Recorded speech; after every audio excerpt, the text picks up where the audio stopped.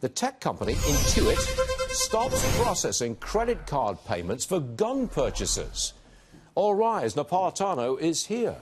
Who are they to say what I can and cannot buy with a credit card? Well, they can choose their customers, their clients, unless that choice is based upon some protected aspect. So you can't refuse a customer because of race or age or gender or sexual orientation, but you can refuse a customer because you don't like their business.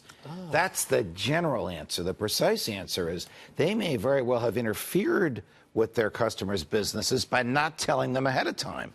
People used the credit card, walked away with the gun, and then the credit card didn't come through. And the gun seller had to go out and find the person to whom he sold the gun and say, now you owe me cash.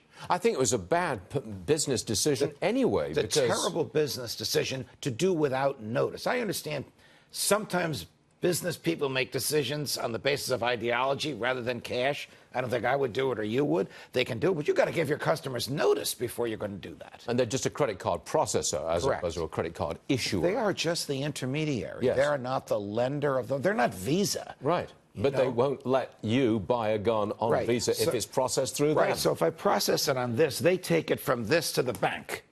And they're not going to do it. What do you make of this? The disgraced founder of Theranos, Elizabeth Holmes, she was convicted of massive fraud. I don't think she's been convicted.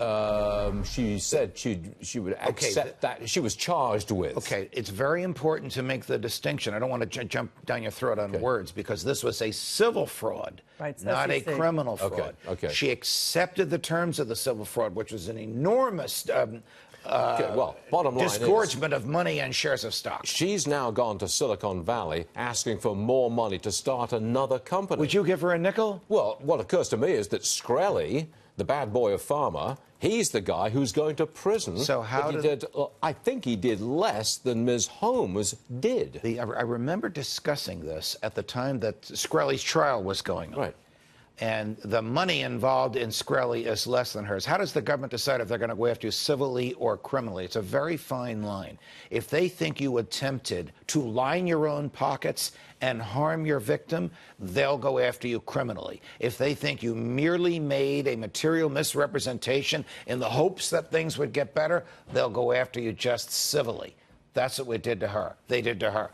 The SEC went after her. The SEC could have referred it to the Department of Justice. They did not. This is not an exact science, and it's not always fair.